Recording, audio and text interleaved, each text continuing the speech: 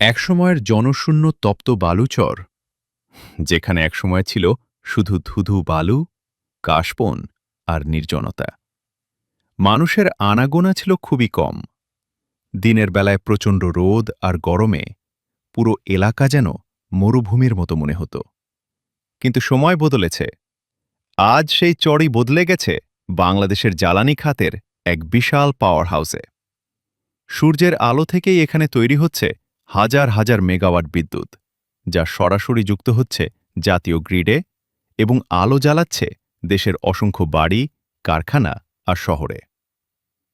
গাইবান্ধার সুন্দরগঞ্জ উপজেলার চরখড়া ও লাটশালা চরের বিশাল এলাকা জুড়ে গড়ে উঠেছে দেশের অন্যতম বৃহৎ সৌর বিদ্যুৎ প্রকল্প, তিস্তা সোলার লিমিটেড। প্রায় ৬৫০ একর জায়গা জুড়ে মাথা উঁচু করে দাঁড়িয়ে আছে ৫,১৫,০০০-এরও বেশি সোলার প্যানেল। দূর থেকে তাকালে মনে হয় যেন পুরো চর জুড়ে বসানো হয়েছে বিশাল আয়নার শহর, যেখানে সূর্যের আলো পড়তেই ঝলমল করে উঠছে পুরো এলাকা। প্রায় ৩,০০০ কোটি টাকা ব্যয়ে নির্মিত এই প্রকল্প এখন দেশের নবায়নযোগ্য জ্বালানি খাতের অন্যতম বড় উদাহরণ। এখান থেকে প্রতিদিন গড়ে ১,০০০ থেকে ১,২০০ মেগাওয়াট বিদ্যুৎ জাতীয় গ্রিডে সরবরাহ করা হচ্ছে। আর সবচেয়ে বড় বিষয় হল, এই বিদ্যুৎ উৎপাদনের জন্য কোনো ডিজেল, গ্যাস বা কয়লা পোড়াতে হচ্ছে না। শুধুমাত্র সূর্যের আলো ব্যবহার করেই তৈরি হচ্ছে এই বিপুল পরিমাণ বিদ্যুৎ। ভাবুন তো, এই একই পরিমাণ বিদ্যুৎ যদি ডিজেল দিয়ে উৎপাদন করতে হতো, তাহলে প্রতি মাসে খরচ পড়ত ৮০ থেকে ৯০ লাখ লিটার জ্বালানি, যার বাজার মূল্য প্রায় ৯ কোটি টাকারও বেশি। অর্থাৎ এই সৌর বিদ্যুৎ কেন্দ্র শুধু পরিবেশই রক্ষা করছে না, একই সাথে দেশের বিপুল বৈদেশিক মুদ্রাও সাশ্রয় করছে। তবে এই প্রকল্পের গল্প শুধু বিদ্যুৎ উৎপাদনের মধ্যেই সীমাবদ্ধ নয়। তিস্তা সোলার যেন এক বিশাল সবুজ বিপ্লবও তৈরি করেছে।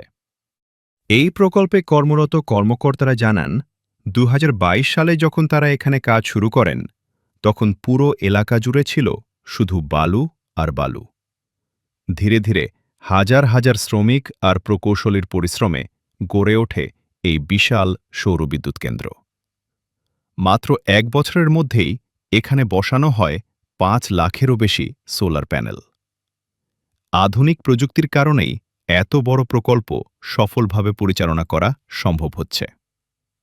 প্রতিটি সোলার প্যানেল থেকে উৎপাদিত ডিসি বিদ্যুৎ প্রথমে ইনভার্টারের মাধ্যমে এসিতে রূপান্তর করা হয়। এরপর ট্রান্সফরমারের সাহায্যে ধাপে ধাপে ভোল্টেজ বাড়িয়ে তা জাতীয় গ্রিডে পাঠানো হয়।